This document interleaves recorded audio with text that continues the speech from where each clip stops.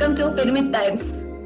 We have with us wonderful guest, Stephen. Stephen produced such acclaimed projects as the Academy Award-winning What Dreams May Come, Somewhere in Time, and All the Right Moves. Stephen was also a co-executive producer on fan favorites Bill and Ted's Excellent Adventure and Bill and Ted's Walker's Journey. Produced She Is Out of Control, executive produced Body of Evidence, produced the first original film to the premiere on the internet, Quantum Project, starring John Cleese and Stephen Dorff. Was an executive producer on Linda McCartney for Sirius Television and also nominated for Emmy Award as one of the executive producers of Homeless to Harvard for Lifetime Television. Stephen was the head of production of the film companies owned by legendary Hollywood producers Ray Stark and Dino De Laurentiis. Stephen also directed and produced Indigo and the film version of Conversations with God. In 2004, Stephen co-founded the Spiritual Cinema Circle, a monthly DVD distribution service that became an immediate international success from 2004 to 2020. Stephen's first book, The Force Is With You, was published by Hampton Roads in 2002, and his second book, Bringing Back the Old Hollywood, was published in 2011. And today, discussion is going to be on his new released book, What Dreams Have Come, Loving Through the Wheel. Welcome, Stephen, for our show. Thank you, Veena. Oh my goodness, when I look back on my career and you say all those things, I actually feel very old hearing all of that. But thank you very much. It's wonderful to be with you. It's very nice going through your profile, but we get inspired by reading all those stuff. So in the book, What Dreams Have Come, you have co-written with Lauren. What was the reason that you have written with Lauren? Well, so I need to go back a little bit. Lauren and I, from the time that we met, knew that we had known each other for not only centuries, but probably millennia. It was one of those things, and I know that many of the people watching this and listening to this understand that feeling that when you meet that interwoven soul of yours, that some people call soulmate, it's an extraordinary relationship. And Lauren and I met after we had both gone through some very unsuccessful marriages. We brought 5 adult kids, we brought 5 kids into the relationship. And it changed my life forever because I found my forever love. We were always together.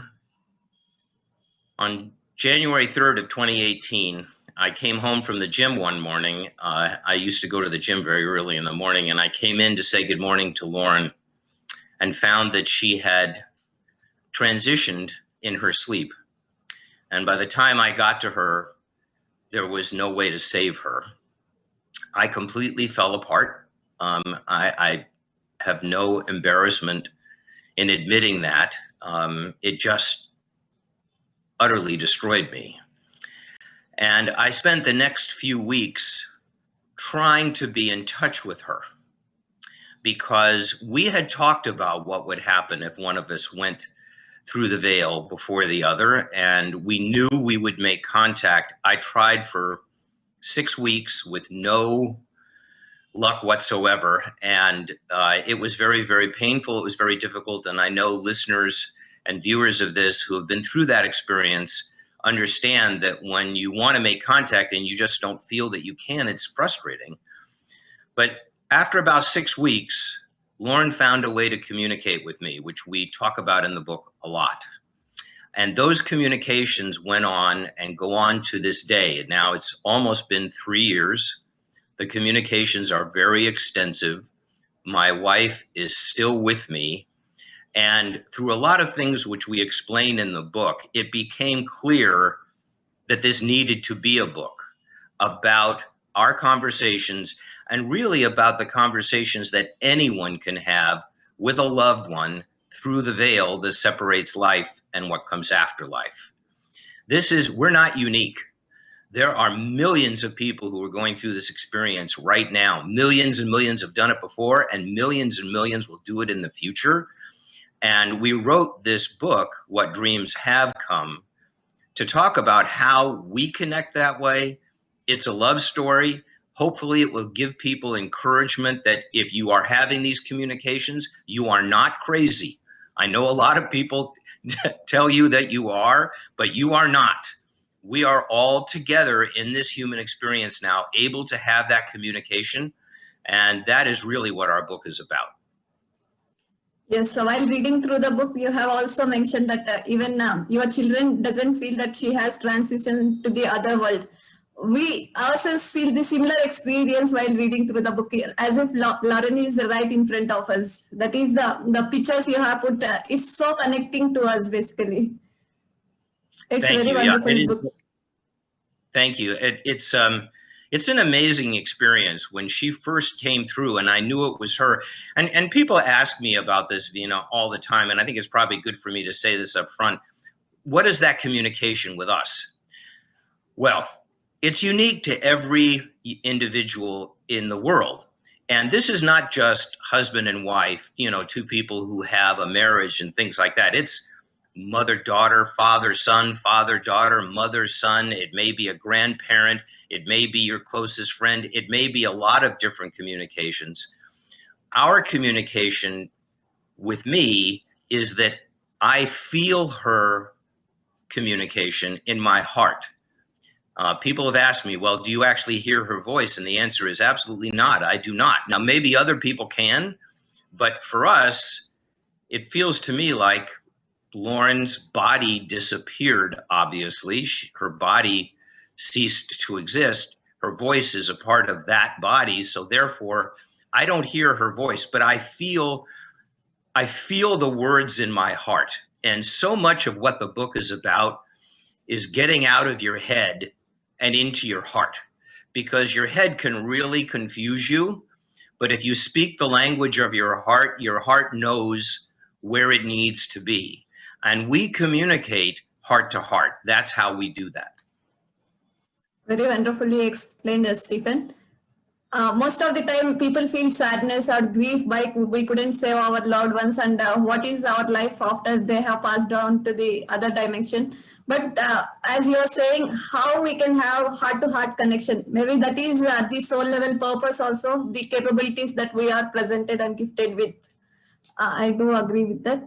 And so what are the other ways we can communicate through the will other than from heart to heart? Yes, from heart to heart. And this is what we do. And we go through that in some detail in the book, and the things that have inspired us.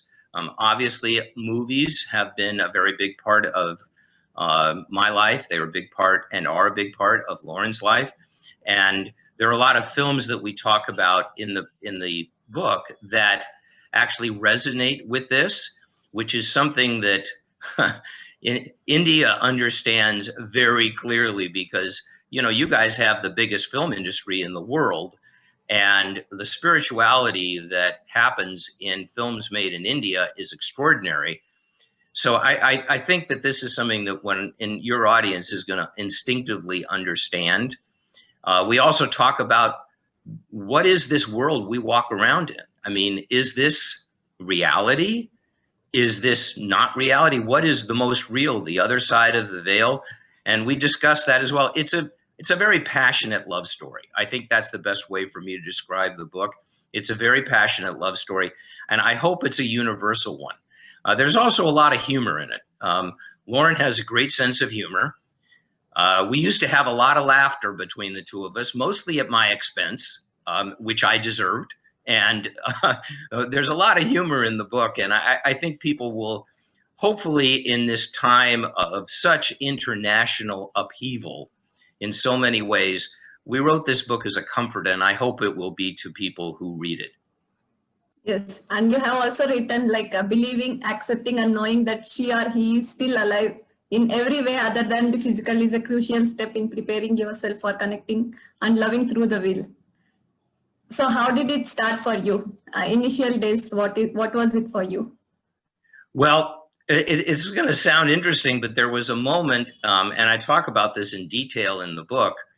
There was a moment when I was watching television to distract myself, and I was watching a television show, and all of a sudden I felt Lauren say to me, "Honey, don't turn this off. Watch the end." And that's her.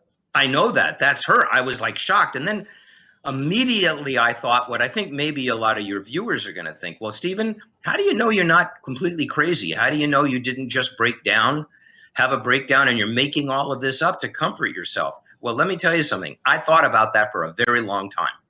I questioned everything about this. Is this something I'm making up? Is this something I'm just doing? Is it just coming from me? But when I listened to her and I watched the end of this show, the credits, which I never do, there's a song that played that was a very special song for Lauren and I. And it's a song that I'm sure that viewers around the world will recognize. The lyrics are in the book. And at that point, I knew it was Lauren. I also will tell you an interesting story, I think, Veena, happened with how this book, it actually solidified. I'm sure that a lot of your viewers know, as you mentioned, the Conversations with God books written by Neil Donald Walsh.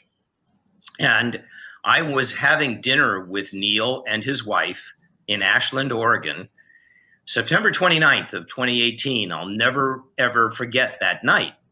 And we sat down to have dinner. It's important to say that Ashland had not seen any measurable rain in months. As a matter of fact, they were going through a drought. So we were having dinner, and I was facing the windows of the restaurant.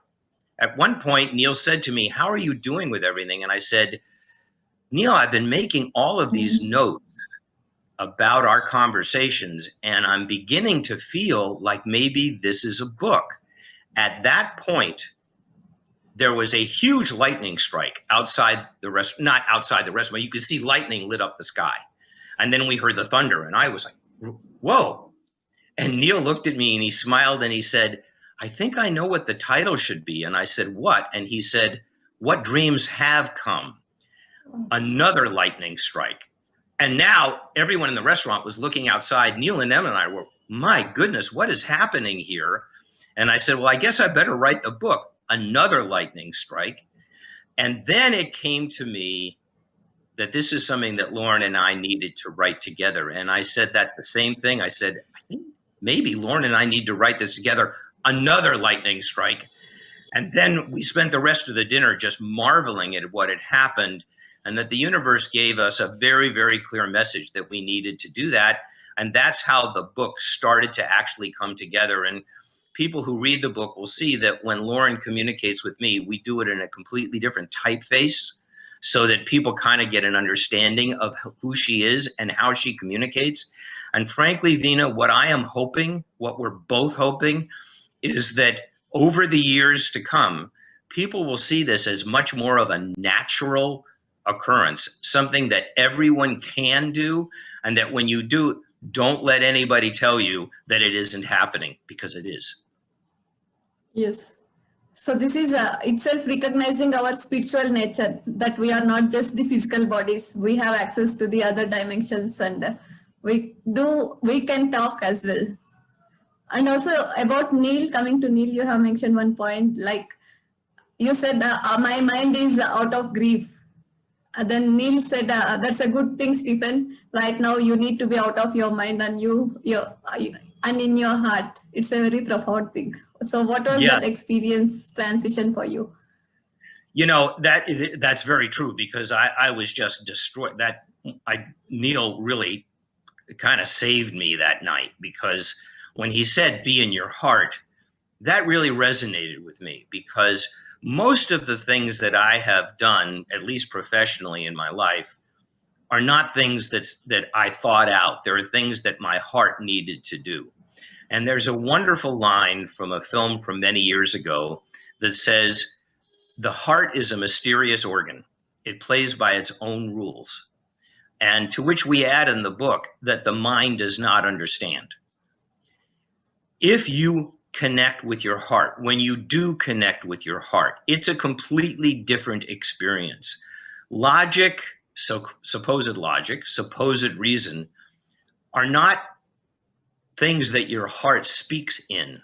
Your heart speaks and feels in feelings and in instincts and in love. The love is in our hearts, not in our minds. It's in our hearts. So listen to your heart, and be in your heart is pay attention to what you're feeling and let that be the thing that pushes you forward.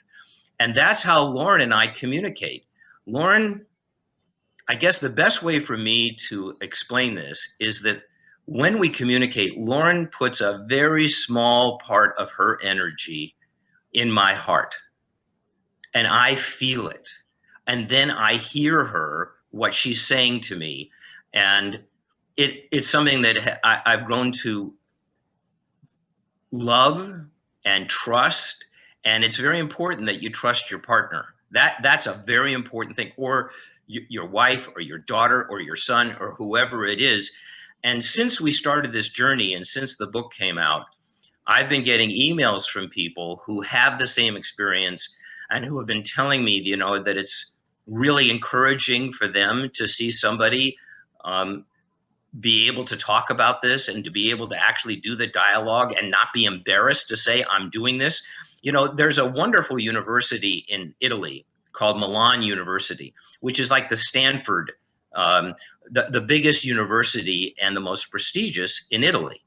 And they did a study about people who have lost loved ones. And they found that over 60% of the people who have that experience contact with that person, but most people are afraid to talk about it because they're afraid of what their friends and family may think.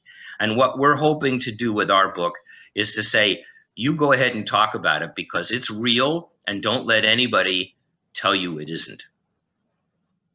That's very profound. And one place you have also mentioned the end of programming indeed, with a couple of circles and all. What exactly it meant? Wow. Okay. Yeah, that is a very important, that's a very interesting aspect of the book. And without going into a lot of detail about it, if you Google, is reality an illusion? You get tens of millions of responses. The biggest research that is going on now in quantum physics is, what is this reality that we so-called live in? Is it real or is it an illusion? And it's something that I think that on this side of the veil, we will never be able to, quote, prove, unquote. But if you believe that that is the case, if you allow yourself to believe that is the case, then it makes this entire experience a lot more interesting, and I think a lot more resonant, which is that we really truly can create our own reality. And in that reality, we can live within our hearts. And that is really what we're trying to communicate. We go into that in more detail in the book. And I know what you were referring to is what I saw when I had a heart attack. So I'll get into that just briefly with you if you want. In 2011, I had a heart attack. And it was traumatizing for Lauren and for our son Carter, who was the only of our kids that was still living at home at that point. But I had a heart attack in which my heart stopped twice in the house, and I had to be revived, thank goodness, by the great fire department and the EMTs that arrived. It stopped again in the ambulance on the way to the hospital. And it stopped again when they were wheeling me into surgery to put a stent in my heart. A lot of people asked me at the time, well, you were gone. Did you see anything? Well, I was only gone for 20 or 30 seconds because my heart stopped when the EMTs were in the house. And I actually knew I had to hang on until Lauren got them there. But I did see something. And I go into that in the book, which I think is better for people to really see the book and realize, because when you see the drawing of what it is and you realize what is behind it, and that the very clear message was, this is the end of programming, which to me took on a completely different meaning, which is now you actually can begin to create this the way you want to create it, the way you and Lauren want to create it. So there's a couple of chapters in the book, and Those of you who have seen the Matrix movies know what we're talking about. Yeah, it's very intellectual. At the same time, there is a lot of spiritual depth related to it. And also coming to one more topic in the book, a theory that you have suggested, that time doesn't actually pass. So everything is ever present, which is supported by Albert Einstein's theory of relativity as well. That states that space and time are in fact part of the intricate four-dimensional structure. Can you elaborate more on that? That is very true. When you really get into the whole aspect of time, and this is, yes, Einstein was very clear about that what we know as linear time does not exist. The past, the present, and the future all exist at the same time. It's how our minds and our hearts process it. But the time itself does not really exist. And by the way, this is quantum physics as well. They have actually confirmed that the way we see time is not the way time really is in the universe. And if that's true, then what it really means is that the idea of time travel is not as crazy as people think it is. You know, I made a film about that, Somewhere in Time, which was all about being able to travel back in time to meet the love of your life. And that, when you look at my career and you look at my life, the fact that Somewhere in Time was my first film as a producer, and that is about a man searching for his eternal love who is already on the other side of the veil. When you look at What Dreams May Come, that is exactly the subject matter of What Dreams May Come, which is his wife, Chris's wife, precedes him beyond the veil, and then he needs to go find her. We founded the Spiritual Cinema Circle to make movies like that. So when this happened, and I was so destroyed, Lauren really comforted me in this and saying, honey, there's no way we could do this book and help people understand that everyone can experience this unless she transitioned first. The book would not have happened without that. And I see this as all part of the plan that our souls had for this lifetime for both of us. Wow, Stephen. It's so deep impact. And you have also mentioned one more point, like transcendence of our love and love itself, and why, you know, on soul level, that I will always be there and here with you. That's the opposite of abandonment. Honey, it's a total commitment. Yeah, it's that's a very personal part of the book. You know, we all grow up and have different issues in our lives, and for various reasons, I grew up with abandonment issues, which we don't need to go into the detail of, but I grew up with a lot of abandonment issues. This would have been the cherry on top of the ice cream sundae, right? If I'd looked at it that way. Well, now the love of my life is left. But what Lauren comforted me with is, sweetheart, I never left. I'm still with you, and I will always be with you. And actually, in my heart, knowing that, I know this is very counterintuitive, but when I realized that, when she made me realize that I will be with you forever, and she has a line that became our mantra, which is, honey, I know where we're going because I'm already there. And when that penetrated my heart, I realized that no, she's not gone, only physically, and I miss that. I miss holding her hand. We talk about grief in the book. I'm not an expert on grief, so we don't spend a lot of time on it, but I'm an expert on my own grief. And I know, as most people do, if you've lost someone who you really love, lost the physical relationship, you know, sometimes I see people walking down the street holding hands and I'll just burst into tears because I do miss that. I do. And I'll always miss that. As someone very wise once said to me about grief, you may never move on, but you will move forward. And it's a wonderful way to put it, which is, yes, you can get through these things. And when you really understand that that loved one is still with you, your life becomes magical in a way that you could never even think of before. It's so correct. So most of the time when we lose our loved one, we tend to stop celebration and all the joys we are having, or we just stick to the room and keep crying and all these things. And you have mentioned in the book, like, it is so much easier for her to be with me when I am more hopeful than sad. Yes, very much so. Yes. Yes. So most of the viewers should get this intention. Whenever, only when they are happy, they could be able to communicate with us in a better way. Yeah, I must tell you, this has been the most, and continues to be the most extraordinary experience of my life, and probably all of our lives together. When we go back, we realize that we have spent a lot of lifetimes together, leading up to this one. And it has certainly, most of my career and a lot of my life has been about trying to remove the terror of what happens at the moment that we physically cease to exist. And now I know that whenever that time comes for me, whenever my natural journey ends, whenever our interwoven souls decide that it is time for me to depart this physical plane, I have something really beautiful waiting for me. And so do you, and so does everybody in the world. Yeah, I have one more question out of this book, but many people who have asked, they ask whether we'll be meeting in the coming lifetimes. What is your message or guidance for those souls?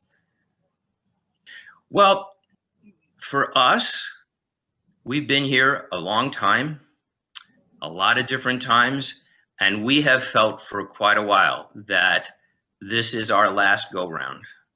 And I've had a number of feelings that there are a lot of old souls on this planet that are beginning to see that we are not going to be coming back here again. And I don't know that. You know, there's my human intelligence and my human brain and my human heart can only know as much as I know. Whatever our souls have planned for us, we'll do. But I can say this: when the time comes that we get to reunion, I'm not going anywhere. I'm going to be right there with her. We're not going to come back. If we do come back, it won't be for a long time, because I miss her and I need to be on the same side of the veil with her and not come back here, at least for a while. Yes, that's so awesome, Stephen. So having produced Somewhere in Time and What Dreams May Come, do you see this book is a natural extension of your work? Oh, it is a natural extension. Oh my goodness, yes. I mean, to me, all of that was prelude to this. And I've already had some questions from people about, well, this is going to be a movie, isn't it, this book?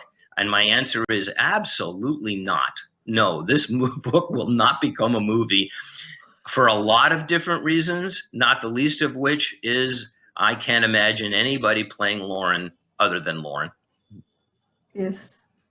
It's the energies that play, it's the soul level energies, and many things get into the play actually. Yes. So on your website, whatdreamshavecome.com, you encourage others to share their own stories with you. Why did you decide to do that? Thank you for asking that. Yes, whatdreamshavecome.com. You can also get the link to Amazon there, where people can buy the book. And on that, we very much decided that what we want to do is be another listening heart for people who have been through this experience and for whatever reasons may not have felt comfortable in being able to express it.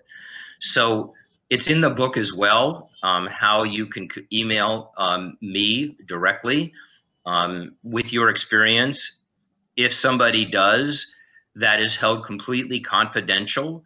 The only person that sees it is me. No one else will ever see it. So it's a very private way of communicating.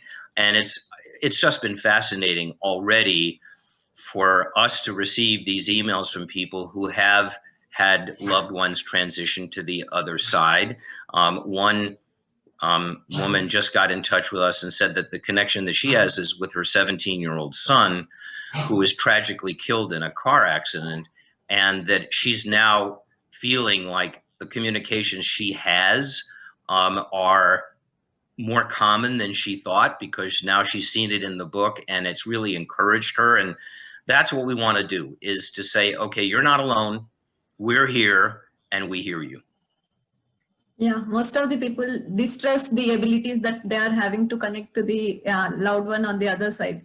But this medium will definitely facilitate people to communicate with their loved one, and there are like-minded people or who resonate with what the communication that is happening. Yes, that's very true. Yes, and it could also facilitate us a healing as well, I could feel. Because withholding doesn't give any kind of healing. Only when they express, when they are able to communicate, then the healing will start and they become wholesome. Yes, that's absolutely true. I think it's a beautiful way to put it, Veena. I could not put it any more beautifully than that. Yes. Yeah. And also you have mentioned in the book, like eventually acceptance will come along with the peace of mind that it brings. Thank you.